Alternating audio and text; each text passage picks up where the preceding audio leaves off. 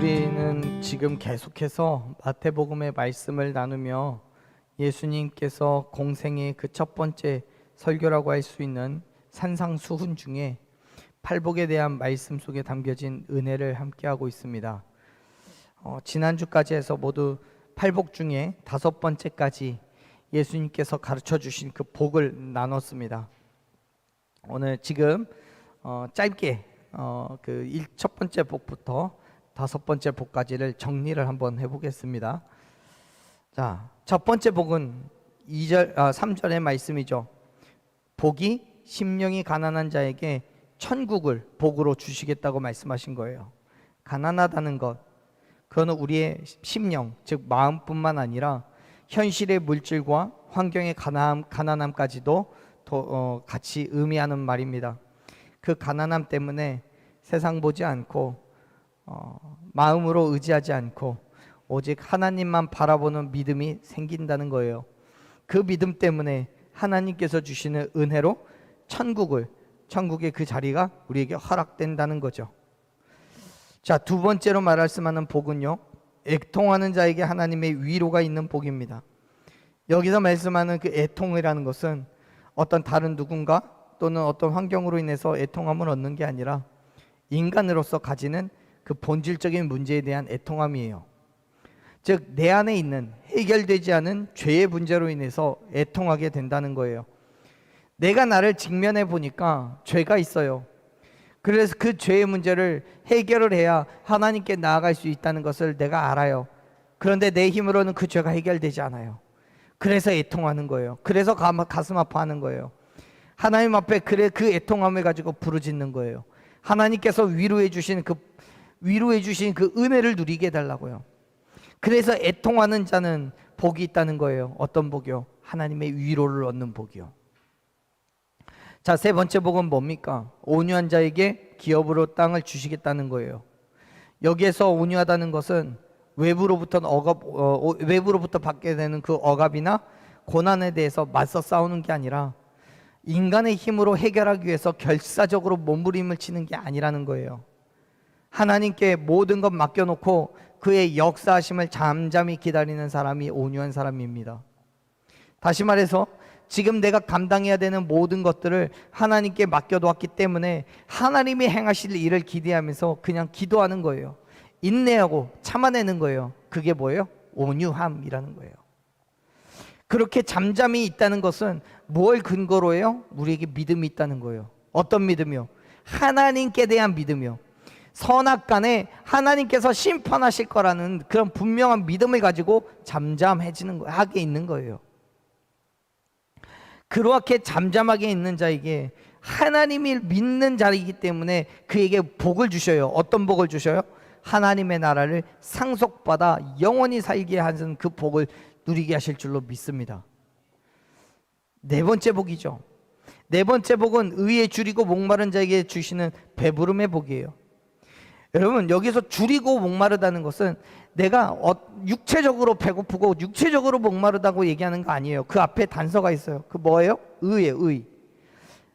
즉 의에 줄이고 의에 목마르다는 거예요. 하나님의 의로움에 갈급하다는 거예요. 우리가 그런 말을 많이 하죠. 우린 사랑에 배고프다, 관심에 배고프다, 이런 것처럼 의로운 것에 배고픈 거예요. 하나님의 의로움을 드러내기에 배고프고 목이 마를 정도로 갈급한 그런 감정의 상태인 거예요. 그런데 그런 사람들에게 예수님께서는 뭐라고 대답하십니까?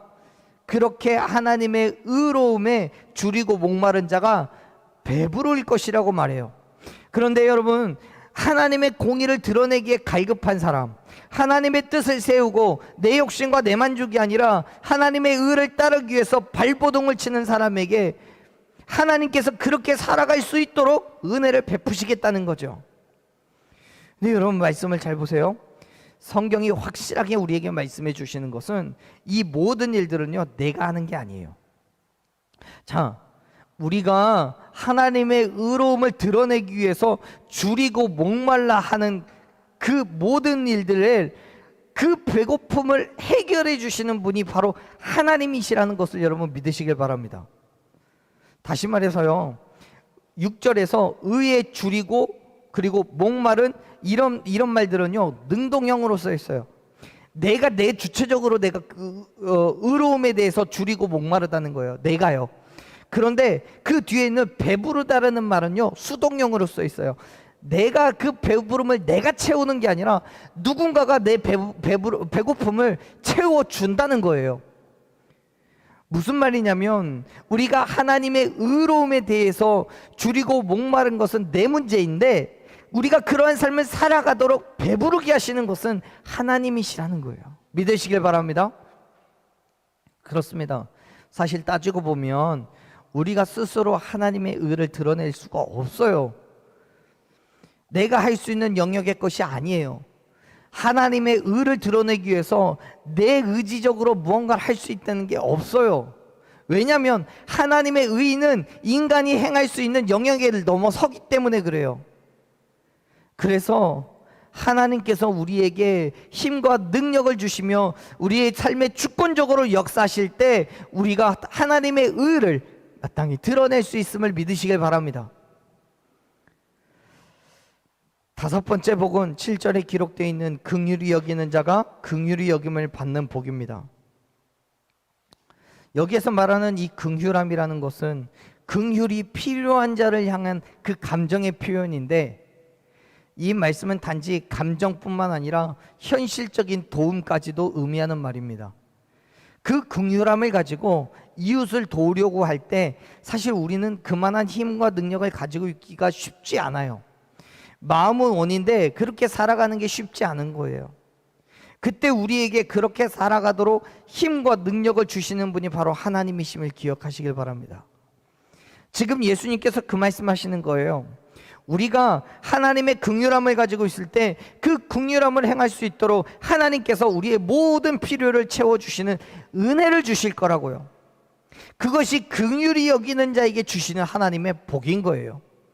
성경에서는 이러한 상황을, 이 상황을 이해할 수 있는 것, 이 말씀을 충분히 이해할 수 있는 상황이 있습니다. 그게 뭐냐면 오병이어 사건이에요. 예수님께서 말씀을 선포하실 때에 예수님 앞에 모여 앉아 있는 5천여 명의 군중들이 배고파하는 것을 예수님 아셨어요. 그들에게 무언가를 주고 싶은 긍휼함이 생기셨어요. 그래서 너 줄 것이 뭐가 있냐라고 물어봤을 때 물고기 2마리와 떡 5개가 있었어요. 여러분, 그것을 예수님께 가지고 나왔을 때 예수님이 부르짖어 기도하시고 떼어주죠. 5천여 명이 다 먹고 12광줄이나 남았습니다. 우리가 긍휼함을 가지고 누군가에게 뭔가를 베풀고자 할 때, 우리가 하나님의 긍휼함을 드러내고자 할 때 우리가 그 일을 행할 수 있도록 우리에게 역사하시는 분이 바로 하나님이시란 것을 믿으시길 바랍니다. 자, 이제 예수님께서는 6번째 복에 대해서 말씀하십니다. 이제 여기서부터 우리가 오늘 나눌 이야기가 되는데요. 8절 말씀이에요. 같이 한번 읽어보겠습니다. 마음이 청결한 자는 복이 있나니 그들이 하나님을 볼 것이며. 아멘. 여러분, 마음이 청결한 자는 하나님을 볼 수 있는 그 복을 받을 거라고 말씀합니다. 여기에서 이 청결함이라는 것이 의미하는 헬라어는 순수함, 깨끗함 이런 걸 의미합니다. 그런데 성경은 분명하게 다른 어떤 것이 아니라 내 마음이 청결해야 된다라고 얘기해요. 마음이 청결해야 돼요. 우리의 마음에 더러운 것이 없고 깨끗해야 된다는 거예요. 그건 아주 단순하게 순수하고 깨끗한 마음만을 의미하는 게 아니에요. 우리의 마음에 하나님을 모시고 하나님만을 섬기는 그 마음이 필요하다는 거예요. 야고보서 4장 8절 말씀을 보면 야고보는 우리에게 두 마음을 품은 자들아 마음을 성결하게 하라고 권면합니다. 두 마음을 품지 말라고 말해요. 즉 하나님과 세상을 동시에 섬기는 것에 대해서 경계하는 거예요. 예수님께서도 비슷한 말씀을 하신 적이 있죠. 비유로 들어서 말씀하시는데 누가복음 16장 13절에서 집의 하인이 두 주인을 섬길 수 없다고 하시면서 하나님과 재물을 동시에 섬길 수 없다라고 분명하게 선언하십니다. 그렇습니다. 여러분, 마음이 청결하다는 것은 세상과 하나님을 동시에 섬기는 게 아니에요. 오직 하나님만을 바라보는 것을 의미합니다. 결국 마음이 청결하다는 건 우리의 내적인 생각과 의지가 하나님께만 향해 있고 하나님의 뜻에 초점이 맞춰져 있는 거예요. 마음이 청결하다는 건 우리의 시선이 좌우로 흔들리는 게 아니에요. 세상을 바라보는 게 아니에요. 오른쪽 눈은 세상에 있고 왼쪽 눈은 하나님만 바라보는 게 아니에요. 온전히 우리의 모든 시선이 하나님께만 고정되어 있고 하나님께서 이끄시는 대로, 하나님께서 움직이시는 대로 나아가는 삶이 바로 마음이 청결한 자의 삶이라는 것을 여러분 믿으시길 바랍니다. 하나님과 재물을 겸하여 섬기지 않고 오직 하나님만 사랑하고 하나님의 말씀을 행하는 자요, 그게 마음이 청결한 자예요. 그러한 믿음의 삶을 살아가는 건요 쉽지 않아요. 예수님 당시에 이스라엘에 타락한 종교 지도자들이 있었어요. 하나님과 재물을 동시에 얻으려고 해요. 그러다 보니까 여러 가지 불의함과 결탁을 하고 그렇게 자신들의 종교적인 기득권을 지키려고 해요. 결국 예수님까지 로마 총독의 손에 넘겨서 죽게 했어요. 그게 바리새인이고 그게 대제사장이고 그게 서기관들이었어요. 자신들의 기득권을 지키려고, 자신들의 어떤 권위와 명예를 지키기 위해서 하나님을 알아보지 못하고 십자가에 달려 죽게 한 거예요. 인간의 연약함이요, 세상의 유혹과 시험을 이기지 못하고 넘어진 거예요. 그렇게 해서 어떻게 돼요? 그래서 어떻게 돼요? 성경은요 그러한 자들이 어떻게 될 거라고 얘기하셨냐면 바깥 어두운 곳에 쫓겨나 슬피 울며 이를 갈미 있을 거라고 말씀했어요. 사랑하는 여러분, 하나님만 바라보십시오. 그 말씀을 사모하며 그의 말씀을 사모하며 그 말씀대로의 삶을 살아갈 것을 결단하십시오. 세상 바라보지 않고요 하나님만 바라보는 그 마음의 청결함을 가지시기를 부탁드립니다. 그런 사람들에게 어떤 복이 있다고 말씀해요? 하나님을 볼 거래요.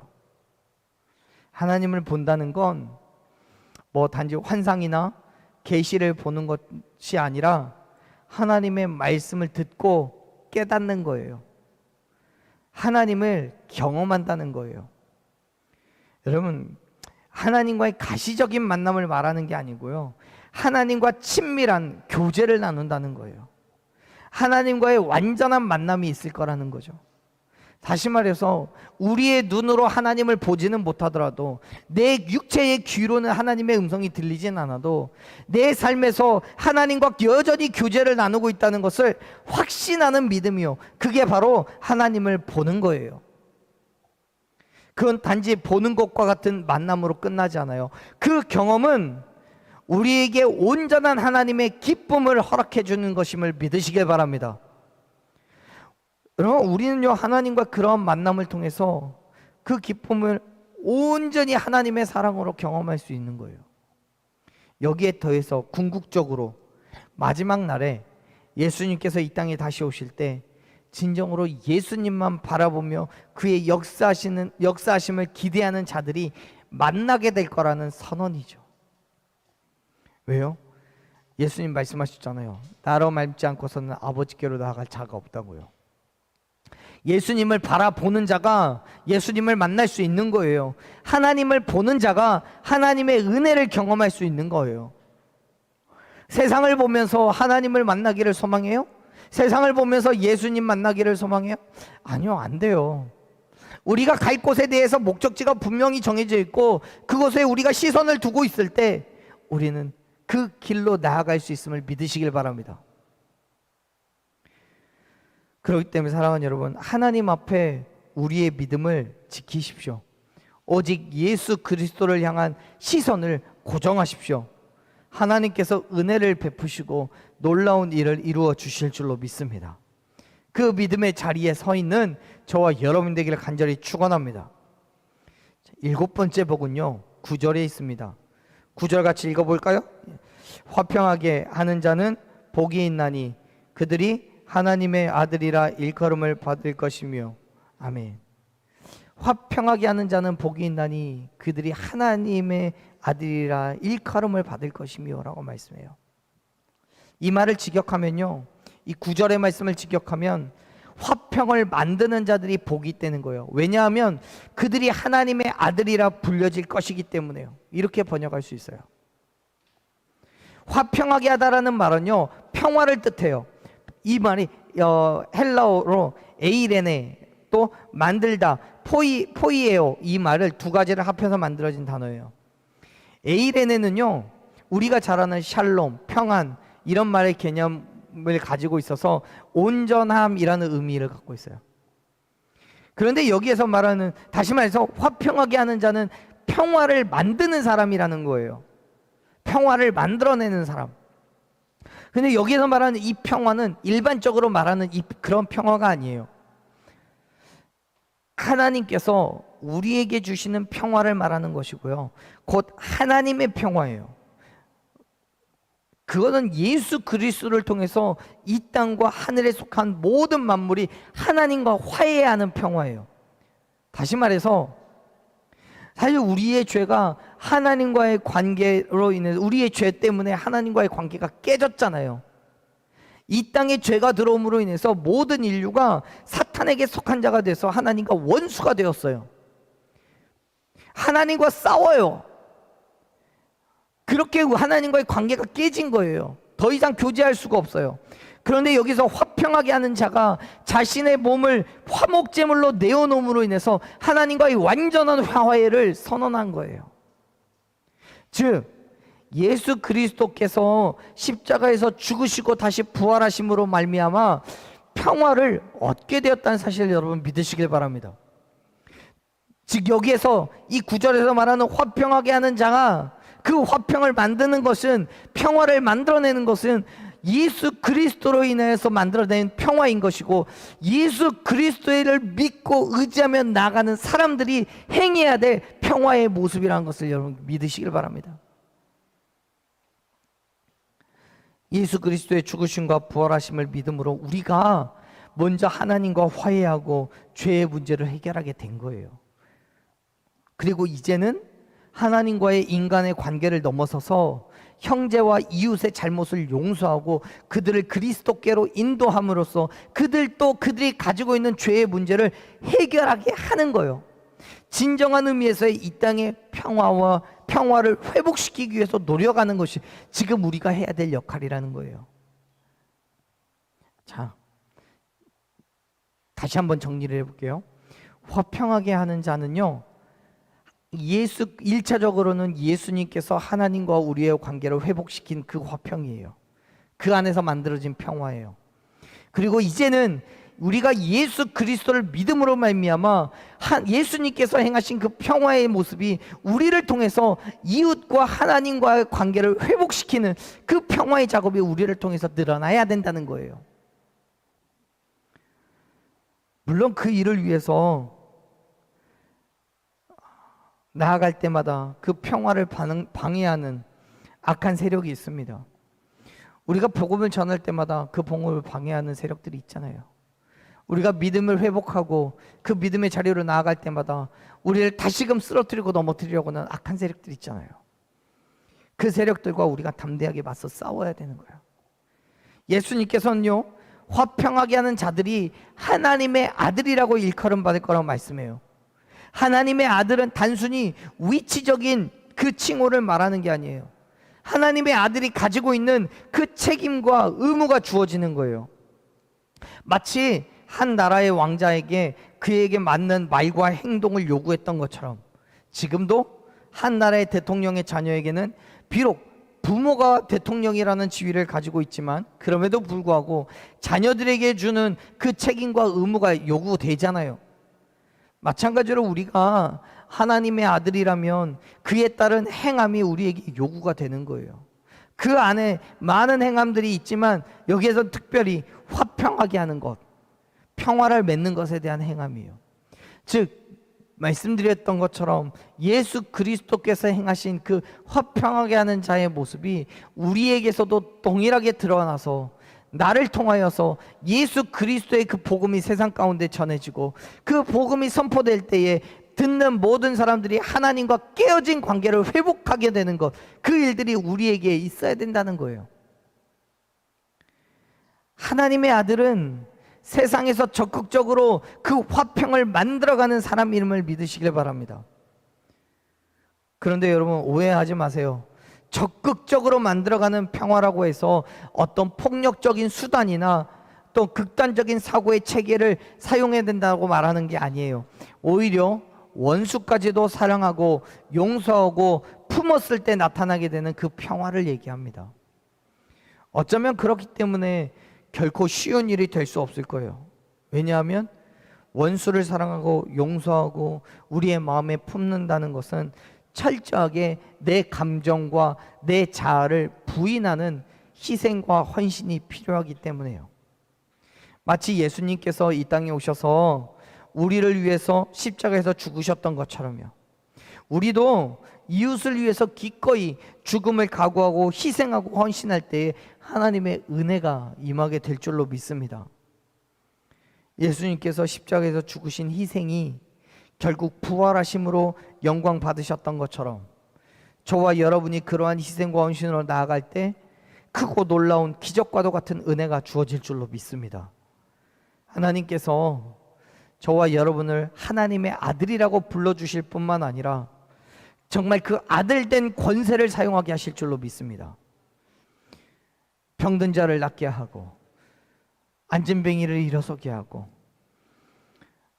죽은 자를 다시 살리는 그 기적이 우리의 삶에서 하나하나 드러나게 될 줄로 믿습니다.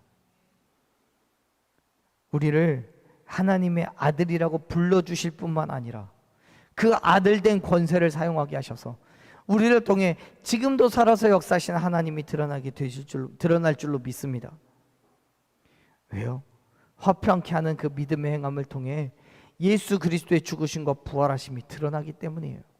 사랑하는 여러분, 예수님과 같이 화평하게 하는 자의 삶으로 나아가십시오. 우리가 하나님의 자녀라 일컬음을 받는 그 복을 누리게 될 줄로 믿습니다. 마귀가 그렇죠. 내가 예수님도 알고 바울은 아는데 너는 모르겠다 라고 이야기하는 것처럼요, 우리가 화평하게 하는 자의 삶으로 나아갔을 때 마귀는 예수님도 알고 바울도 알고 너도 안다 라고 이야기하게 될 줄로 믿습니다.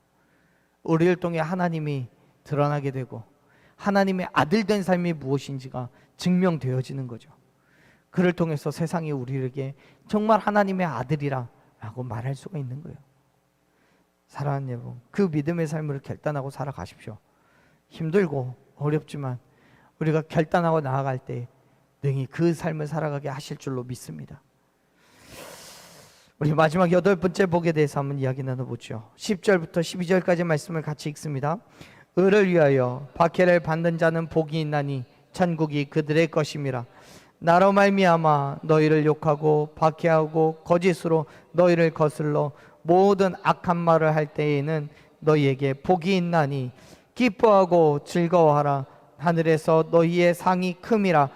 너희 전에 있던 선지자들도 이같이 박해하였느니라. 아멘. 지금까지 예수님께서 말씀하신 7번째까지의 복을 그 이후에 8번째에는 모든 1번부터 7번까지의 그 복에 대해서 정리해서 말씀합니다. 그렇기 때문에 여기에서 말하는 10절에서 말하는 가장 처음에 이야기하는 의는, 이 의는 앞에서 언급했던 7번째 모든, 첫 번째부터 7가지의 그 모든 그 조건에 대해서 이야기하는 거예요. 즉 심령이 가난한 자, 애통하는 자, 온유한 자, 줄이고 목마른 자, 긍휼히 여기는 자, 마음이 청결한 자, 그리고 화평하게 하는 자, 이런 사람들의 삶에 대해서 이야기하는 거예요. 이게요, 인간이 내는, 사람이 드러낼 수 있는 의의가 아니잖아요. 가난한 것이 사람이 나타낼 수 있습니까? 애통하는 게 사람이 할 수 있습니까? 온유한 것이 사람이 할 수 있습니까? 하나님께서 우리에게 주시는 은혜로 이 모든 일들이 가능한 거예요. 결국 하나님의 의인 거죠. 하나님의 공의는 하나님을 위해서 가난함도 견디는 거고, 하나님의 마음으로 애통하는 심령을 가지는 거고요, 하나님의 그 온유함을 드러내는 거고요, 세상 앞에서 의에 줄이고 목마른 자가 되는 거고요, 하나님의 긍휼하심으로 세상을 긍휼히 여기는 거고요, 하나님의 의를 위하여 깨끗한 마음으로 살아가는 사람인 거예요. 여러분, 그런데 문제는요, 이렇게 하나님의 공의로 살아가는 삶에게 피할 수 없는 문제가 있어요. 그 문제가 뭐예요? 핍박이라는 거예요. 박해라는 거예요. 그렇습니다. 이 땅에서 하나님의 공의를 세우려는 사람에게는 분명한 박해가 있습니다.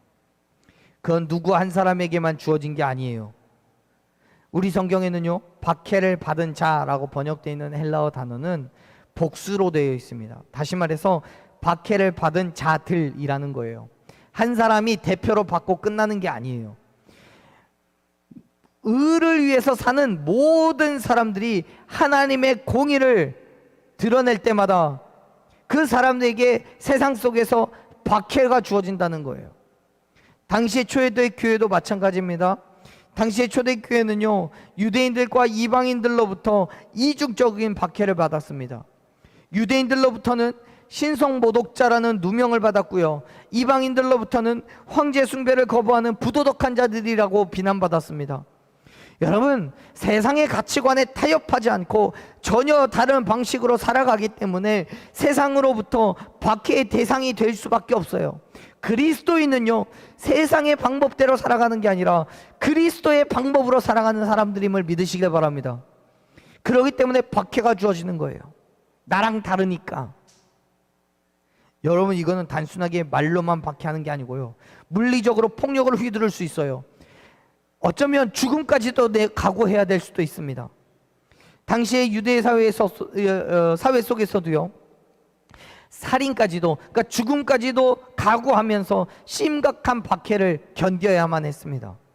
그럼에도 불구하고 예수님은 그 모든 것들을 의를 위하여 감당하라고 말씀하는 거예요. 더 정확하게 말하면 예수 그리스도 때문에 그 박해를 감당하는 거예요. 11절에서 그렇게 말씀하잖아요. 나로 말미암아 욕하고 박해하고 악한 말을 한다고요. 사랑하는 여러분, 예수님께서는 우리에게 박해를 받는 것이 오히려 복이라고 말씀하는데, 그 박해가 누구 때문에 그런다고요? 예수 그리스도 때문에요. 예수 그리스도를 믿고 예수 그리스도 때문에 살아가는 그 삶에 박해가 주어진다는 거예요. 고난과 괴로움이 있다는 거예요. 그런데 성경은 그 박해 가운데, 그 고난과 괴로움 가운데 어떻게 하라고 말씀하고 있습니까? 도망가야 돼요? 아니면 나도 똑같이 박해를 해야 되는 거예요? 아니요, 성경은요, 우리에게 그 모든 것들을 감당해 내라고 말씀하고 있습니다. 왜요? 이미 예수님께서 나를 위해 그렇게 하셨으니까요. 겨우 예수님께서는 팔복의 말씀을 통해서 나를 믿고 나를 본받고 나의 제자가 되라고 말씀하고 있는 거예요. 물론 그 삶이 힘들어요. 괴로움도 있어요. 그럼에도 불구하고요, 감당해야 되는 거예요. 왜요? 우리가 기뻐하며 즐거워하고 그 믿음의 삶을 살아갈 때 성경은 분명하게 우리에게 주시는 복이 있다고 말씀하셔요. 복이 있다고요. 물론 이게 어쩌면 역설적인 이야기인 거예요. 왜냐하면 우리의 환경은, 그리고 우리의 육체는 괴로움을 당하고 힘들고 어려움이 있는데 성경은 오히려 우리에게 기뻐하라고 즐거워하라고 말씀하고 있으니까요. 복이 주어진다라고 말하니까요.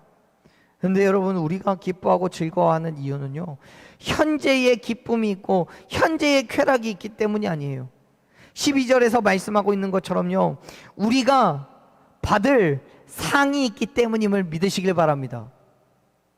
그 상이 무엇인지 성경은 정확하게 기록하고 있지는 않지만 분명히 알 수 있는 건, 이 상은 모든 것들의 주권자이신 하나님께서 주시는 상임을 믿으시길 바랍니다. 선하신 하나님께서 우리에게 악한 것으로 상을 주시겠냐고요? 아니에요. 여러분, 여기에서 말하는 상은요, 천국의 면류관, 의의 면류관임을 믿으시길 바랍니다. 결국 우리가 천국에서 받을 상에 대해서 기대하고 준비하는 것이 지금 우리가 살아가야 하는 믿음의 삶임을 여러분 믿으시길 바랍니다. 그래서 기뻐하고 즐거워하라는 말씀은요, 헬라어로 현재 명령형으로 되어 있어요. 다시 말해서 기뻐하고 즐거워하라는 명령을 하는데요, 미래에 되어질 것에 대해서 명령하는 것이 아니라 지금부터 계속해서 이 일들이 이루어진다라고 명령하는 거예요. 지금부터 계속해서요. 사랑하는 여러분, 지금 여러분은 무엇 때문에 힘들고 어려운 시간을 보내고 계십니까? 여러분, 기뻐하고 즐거워하십시오. 예수 그리스도로 인하여서 당하는 그 모든 박해로 인해서 하나님께서 주시는 상을 받게 될 줄로 믿습니다. 예수 그리스도의 삶을 따라 살아가십시오. 지금이 아니라 이후에 주어질 복을 기대하십시오.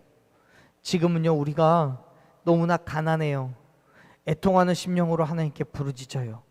그리고 우리에게 핍박이 있고 고난과 괴로움이 있어도요, 온유하게 인내하고 감당해요.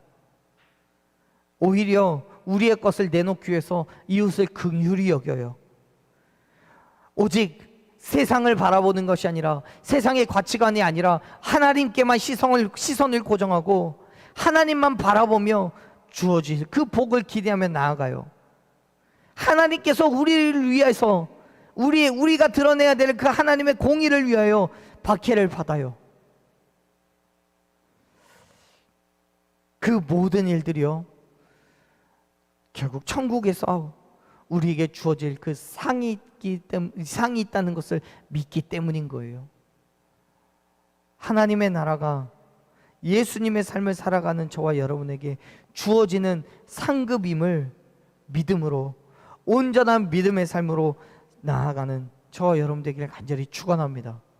예수님께서 산상수훈의 첫 번째로 이 팔복의 말씀을 하시며 우리에게 궁극적으로 하시고자 하시는 말씀이요, 그리스도인의 삶을 살아갈 때 힘들고 어렵고 고난 가운데 있어도 참아내고 견디어내고 마침내 하나님께서 행하실 일을 기대하라는 거예요. 왜요? 그래야 천국이 우리의 것이 될 것이기 때문에요. 그것이 복이라는 거예요. 사랑하는 여러분, 예수 그리스도의 삶으로 나아가십시오.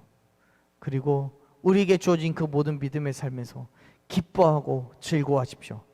하나님에서 우리에게 주시는 그 상이 큰 것임을 믿음으로 그 온전한 믿음의 삶을 결단하고 살아가는 저와 여러분 되기를 간절히 축원합니다.